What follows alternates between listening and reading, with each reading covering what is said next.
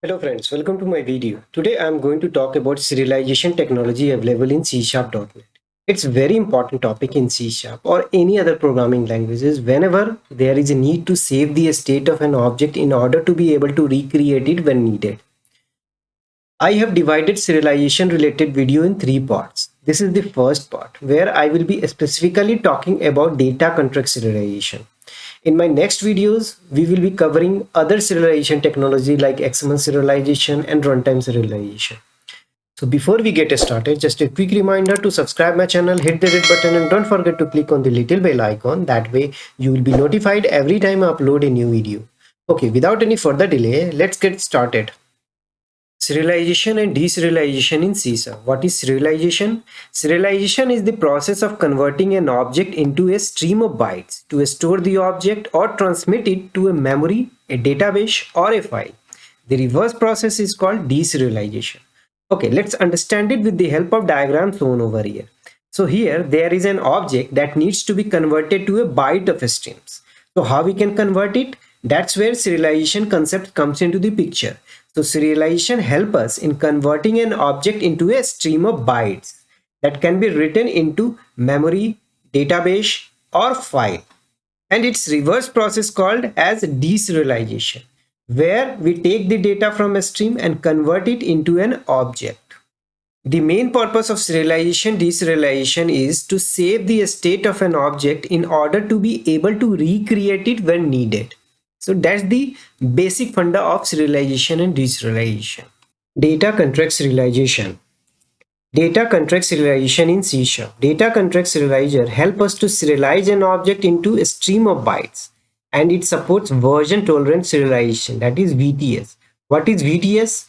VTS means if serializable types get modified, let's say modified by adding some extra fields in the future. So it would work in that case also. That means it is not going to raise any exception for that.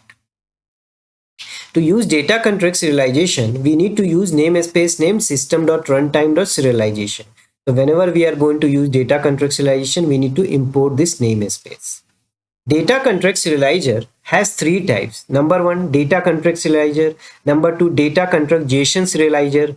Number three, NetDataContractSerializer.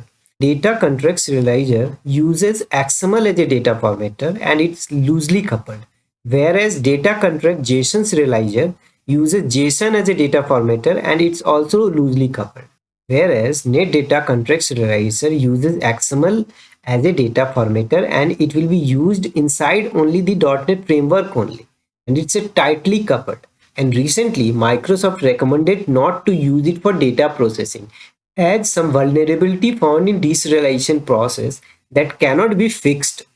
Now the main question arises, how to use data contract serialization. Guys, it's very simple. We just need to follow three steps for implementing it. Number one, choose one of the types of the data contract serializer, data contract serializer or data contract JSON serializer. I'm not talking about the NetDataContractSerializer over here because Microsoft has recommended not to use it. So we are going to focus only these two serializer only. Okay, DataContractSerializer and DataContractJsonSerializer. Okay. Number two, decorate the type with data contract and member with the data member attributes. Number three, create an instance of serializer and call its write object for serialization and read object for deserialization. So whenever we are going to serialize an object to the stream of bytes, then we are going to call this write object method. And for the deserializing, we are going to use read object method. Guys, that's it. We just need to follow these three steps for implementing data contract serializers in our program. Simple example of data contract serialization. So here we are going to see the examples of the data contract serialization, how we can use it. Okay, let's try to understand it with the help of examples shown over here. So here there is a namespace demo. Under that we have two classes, employee class and program class. So employee class I have decorated with the data contract attribute so that it could participate in the data contract serialization process. It has two properties, ID and name, and both are auto implemented properties. The first property I have decorated with the data member attribute. where we have order and is required. So order is equal to 0, is required is equal to true. Is required is equal to true basically indicates that it is required member. Okay, by default member is getting sorted by its alphabetical order, but if we want to give our own order in which it is just going to populate, so for that purpose we are going to use this order attribute. That's what I have mentioned. Order is equal to 0, order is equal to 1. So first ID would be coming and then name would be appearing, that right? Okay, so now here there is a constructor imply that accepting two input parameters ID and name, and then it is assigning these values to these properties ID and name. Now our imply class is ready for the data contextualization. Okay, now in class program we have main method, which is an entry point of this application. Okay, so I have just written console.writeLine data contextualization deserialization in C# because I'm just giving the demo. So that's what I just give the heading via this console.writeLine, that I'm just going to give the demo for data contextualization and deserialization in C#.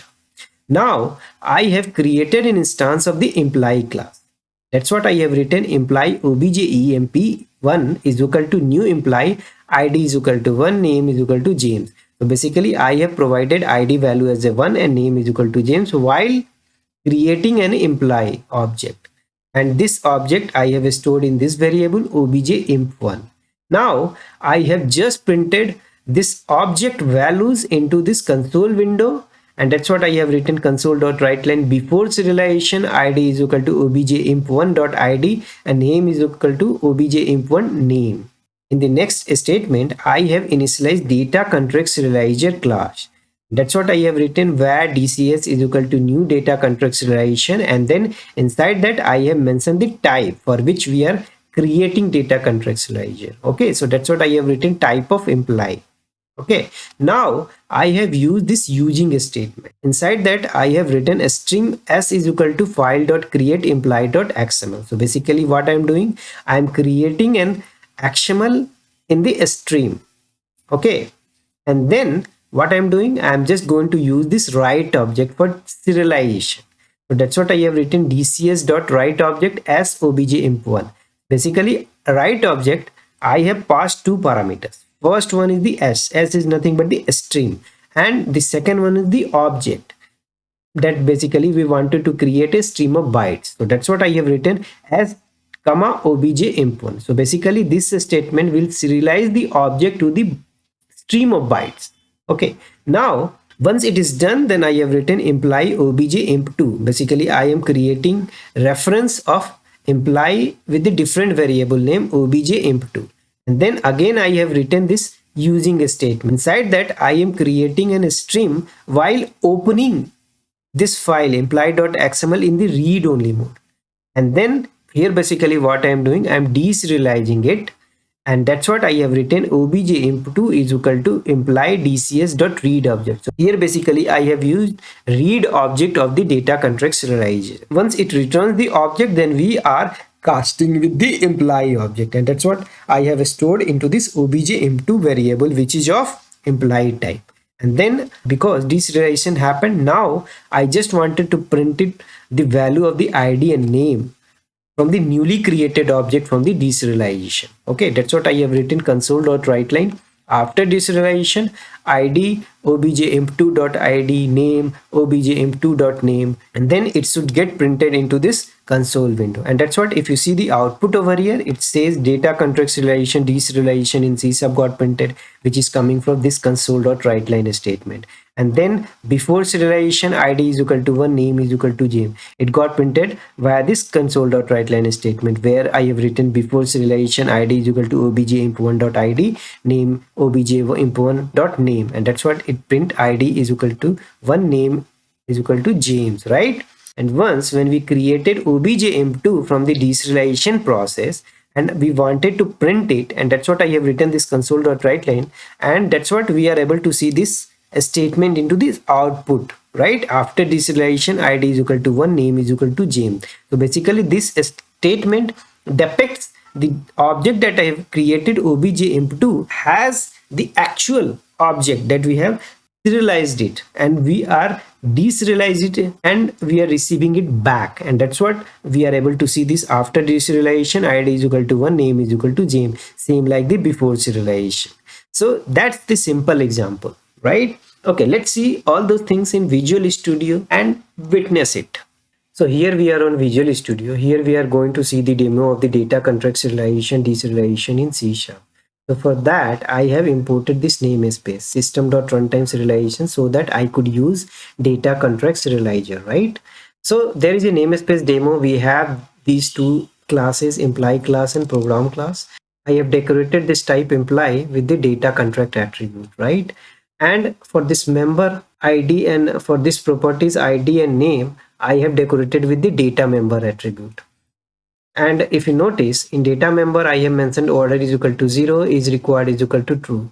So basically what it will do in is required true, basically it will be saying that it is the required field, right? Order attribute basically says in which order we need to show the properties. For example, here ID will be coming first and then name attribute, right? And there is a constructor employee that is accepting ID and name, and then it is assigning this value to the properties, right? ID and name. Now there is a class program inside main method. We have this object initiation of the employee where I have passed the value as ID is equal to 1, name is equal to James, and I have stored that object into this variable obj imp1. I have just printing the properties value of this object, right? So for that I have written obj imp1.id, obj imp1.name before serialization, and after that I am just going to create an instance of this data contract serializer where we just need to mention which type we are going to create for this data contract, right? So that's what I have written, where DCS is equal to new data contract serializer type of employee, and then we have this file create method in which I'm just going to create this employee.xml, and for that I have written in this using a statement, so that once our work is done with this stream object, then automatically it would get closed a stream object, right? And inside that I have just writing dcs.write object as obj imp1. So basically I am passing two things in write object method of data contract serialization. Number one, a stream. Number two, object of employee object, right? And this process is called the serialization process. Basically what I am doing over here, I am just converting object to the stream of bytes, right? And that's what this is the serialization process. Once serialization happened, then I'm just creating obj imp2. I'm just going to use the deserialize that object to retrieve the object back, right? So for that I have used this read object method, dcs.read object method, and I'm passing this as s is nothing but the stream. So basically I'm just opening this employee.xml, reading it and putting into the stream, and this read object method I'm just passing this as, and then it will return the object that basically I'm just casting with the employee, so that we will be having exact employee object, and that's we are storing in the obj imp2. And then finally I'm just printing into this console.writeLine statement after deserialization id obj imp2.id, name obj imp2.name, right? It should get printed. Okay, let me execute this and see the output. Okay, output got appear into this console window. If you see, the first statement got printed because I have written this console.writeLine. Example 1, data contract serialization, deserialization in C#. Before serialization, I just printed the object value, right? So ID is equal to 1, name is equal to James. And once we reconstructed the object from the deserialization process, after that I am just printing this statement from the newly constructed object deserialization process, right? After deserialization, ID is equal to 1, name is equal to James, which is similar to the before serialization. So serialization and deserialization process happens successfully. Okay, so here we are going to see the example number 2, data contract serialization, deserialization in C# with serialization callback. So basically we are going to focus on this serialization callback, which situation we are going to use serialization callback. Okay, let's try to understand without using serialization callbacks, and we will be understanding what is the need for that, right? Okay, for understanding purpose, just consider this example. So here there is a class employee I have decorated with the data contract attribute so that it could participate in the data contract serialization process, right? And it has 3 auto implemented properties, ID, name and greetings. But if you notice, I have just decorated data member for these 2 attributes, ID and name, but I have not decorated greetings with the data member attribute, right? So that it will be left it out as a part of data contract serialization, because we have not decorated with the data member attribute. Here, this is the contractor. Basically, we are going to accept ID and name. ID and name will be assigning to the ID and name properties, and greetings we will be deriving with the help of name attribute, right? So name input parameters that we are receiving. So here what I'm doing, I'm just concatenating with the help of a string interpolation, right? So I have written welcome and then name, so that let's suppose if Raj is going to pass as a name, then it will be coming welcome Raj, right? So that will be stored into this greetings properties, right? Okay, now you have seen this employee is ready for the data contract serialization, and then we are going to use it, right? Okay, so for that I have written this class program. Inside main method I have written this console.writeLine statement, example to data contract serialization, deserialization in C# with serialization callbacks. I have instantiated this employee class while passing the value input parameter as the ID is equal to 1, name is equal to James. That's what I have written. Employee obj imp1 is equal to new employee ID 1, name James, right? And I have just printing before serialization. What is the value, ID value, what is the name value, and what is the greetings value, right? So it is just going to print into this console window, and that's what I have written. Console.writeLine before serialization ID obj imp1.id, name obj imp1.name, greetings obj imp1.greetings, right? And now I'm just going to initialize the data contract serializer class while mentioning that imply is the type for which we are creating data contract serializer. Okay, so that's what I have written, where DCS is equal to new data contract serializer type of imply. And after that we have written this using statement in which I'm just creating an imply.xml file with the help of file.create command, right? That is, we are keeping into the stream, and I'm just going to serialize it with the help of write object of DCS method, right? So DCS.write object, it is going to accept two input parameters. The first one is the string and the second one is the object that needs to be serialized, right? So that's what I have written, DCS to write object as obj imp1. I'm just going to get the object back as a part of deserialization process. So for that I have written imply obj imp2 using a statement. Inside that, what I'm doing, I'm just opening this imply.xml file and reading it and putting into the stream, right? Then I am just going to use this read object for deserializing it. For that I'm just passing a stream as an input parameter, and once it returns an object, then I am just casting to the imply object, so that it will be stored in the obj imp2, which is of imply type, right? And then what I'm doing, I'm just printing what is the value of the ID, what is the value of the name, what is the value of the greetings. Got it in this object that we have just constructed it with the help of deserialization process, right? Okay, let me execute this and see the output. Okay, so output got appear into this console window, and if you notice, before serialization it printed ID is 1, name is equal to James, greetings welcome James. But in after deserialization, if you notice, I just received ID and name value, right? For the greetings nothing is coming, so it is coming as a blank, right? So basically what happens, if any properties which is not marked with the data member, so it is not going to participate in the serialization process. And once we deserialize it, we are not going to get the value of it, right? And that's what this greeting is coming as a blank over here. Then the question arises, how we are going to fix it, right?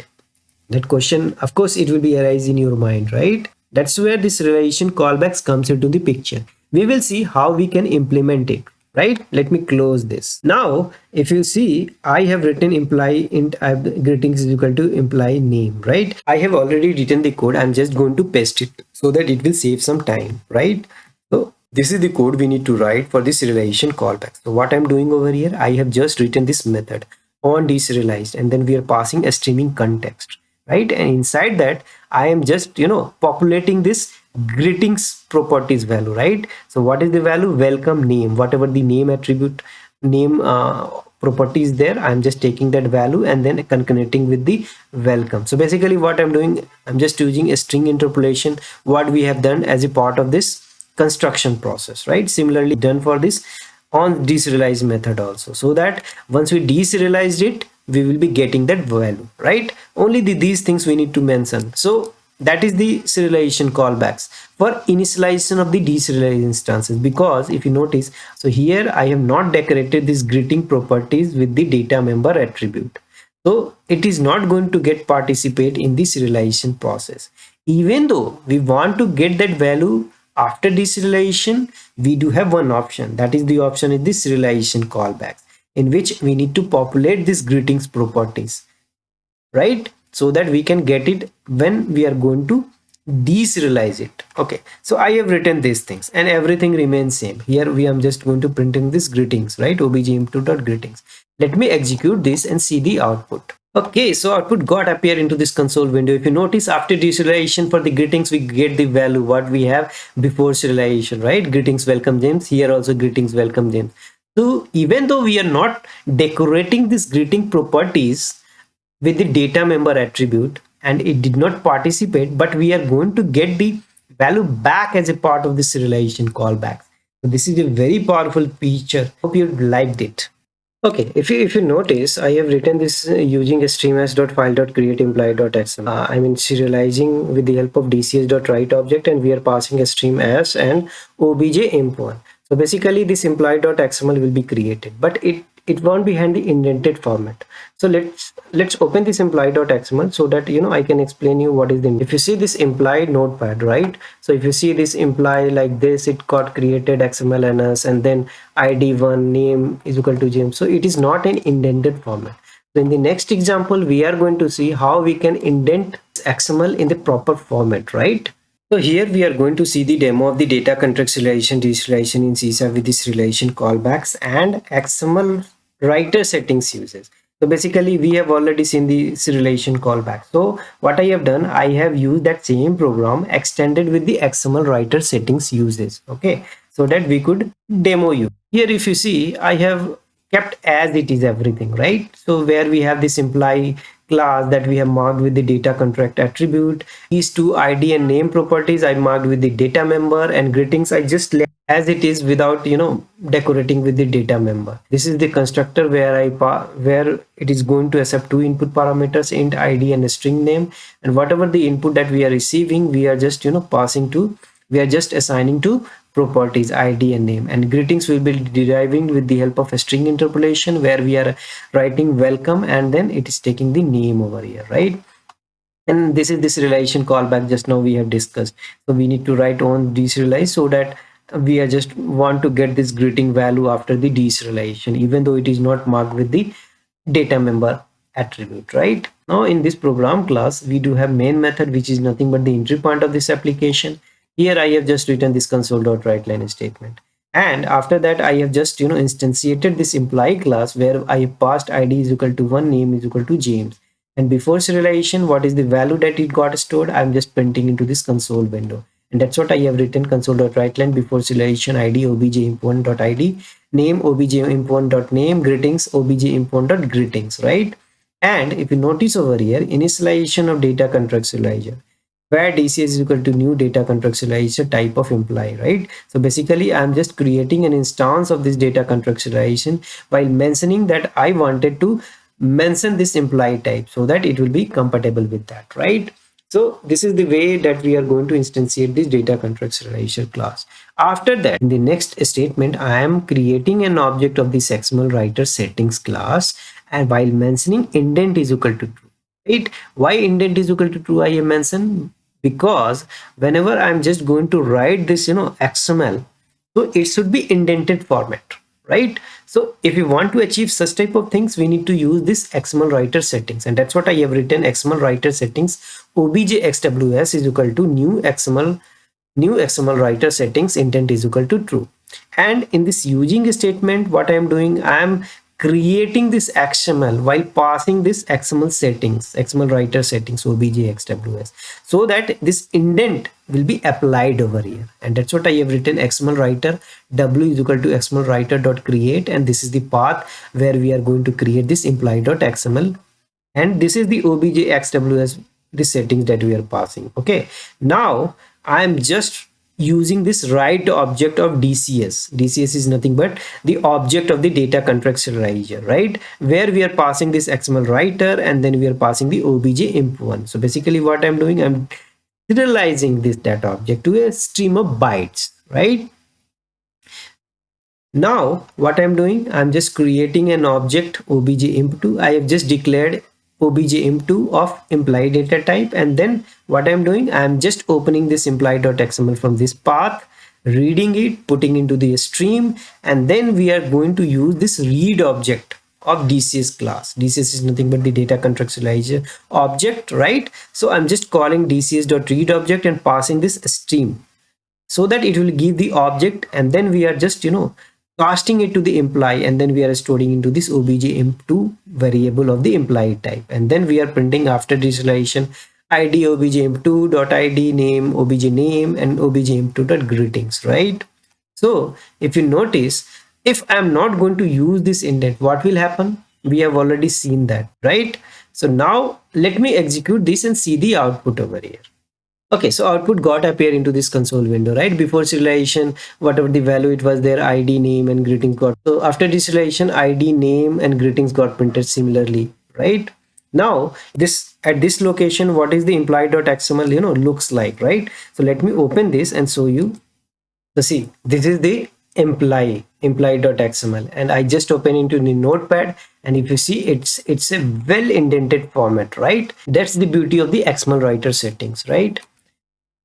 And for the next example, I just wanted to point it out something. If you see here, this XmlNS, right? This is the XML schema, and then XmlNS, this is the DataContract.org.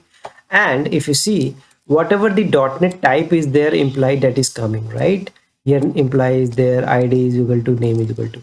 Let's suppose if you want to change that value, right? How we can do that? Let's suppose if we want to give our own data contract name, right? For example, here I just want to put it as a person, right? And ID should be person ID. So how we are going to do that? That we are going to see in the next example.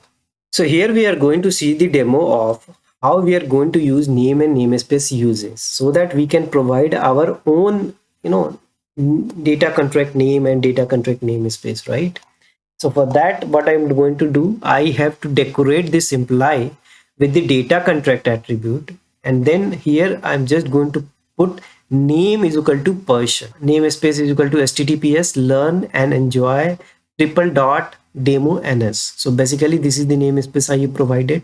If you see here, .NET type is imply, but I just want to change it with the Persian, so that whenever that XML is going to get created, it will be having as a element as a Persian, not with the imply, right? So that's what I have just override with the help of this name attribute over here. So name is equal to Persian and namespace, I just wanted to give this one instead of coming as a default value, right? Okay, so now these two changes I have done. Similar I have changes done for this ID properties, where I have just mentioned the name is equal to person ID. So whenever that XML is going to create it, this is the new element will be created with the help of person ID, not with the ID. So these two things we can override with the name and namespace and name, right? Name attribute will be applied at the type level, at the data contract attribute, and at the type member also. That's what I have written, this name is equal to person ID over here, right? And everything remains same. We are using the same examples over here that we have discussed in the previous one. Okay, so let me execute this and see the output. So if you see, the output got appear into this console window. Before serialization ID 1 name James greetings welcome James, after deserialization ID 1 name James greetings welcome James, right? So all those things gets printed, but the file got created which is placed over there. Let me see that what is that output it came, right? Okay, so now let me go and open this. If you see this implied.xml class, if you see that start with the Persian that we have provided with the name attribute, right, in the data contract. So it came as a Persian, and also the namespace, if you see here, whatever the namespace I have given, learn and joy triple dot demo ns, it got printed as a namespace over here, right?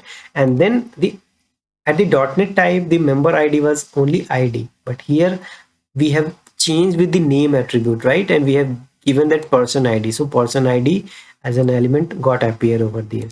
So this is the thing we can override with the name and namespace attribute. That's what I just wanted to show you. Summary of data contract serialization in C Sharp. Here we are going to summarize all the learning that we have done for the data contract serialization. Number one, concept of the serialization, deserialization. Here we talked about what is serialization, what is deserialization, and we also understood with the help of diagram. After that, we saw what is data contract serialization, how many types it has, like data contract serializer, data JSON serializer, net data contract serializer, and for the net data contracts and for the net data contract serializer, Microsoft suggested not to use it for the data processing because some vulnerability found in the deserialization process. After that, we have seen how to use data contract serialization in just 3 steps. Number one, decide which type of data contract serializer to use in a program based on the requirement. Number two, decorate the type with the data contract and member with the data member attributes. Final steps is create an instance of the serializer and call the write object for serialization and read object for deserialize. We have seen all these things in examples, right? After that, we have seen simple data contract serialization examples. Next, we used serialization callbacks for initialization of deserialization instances, right? XmlWriterSettings we have done for the data contract serialization, so that the outcome that we are going to receive as a form of the XML, it should be in formatted manner. So for that, we have used indent is equal to true, right, in XmlWriterSettings. And finally, we talked about the name and namespace uses, where we have seen how to override the .NET type name, .NET type member name explicitly with the help of name attribute, right? Namespace help us to override the namespace. That's all for this video, guys. If you like this video, hit the like button, share it with your friends and colleagues, subscribe to my channel if you haven't done already. Thanks for watching. See you next video.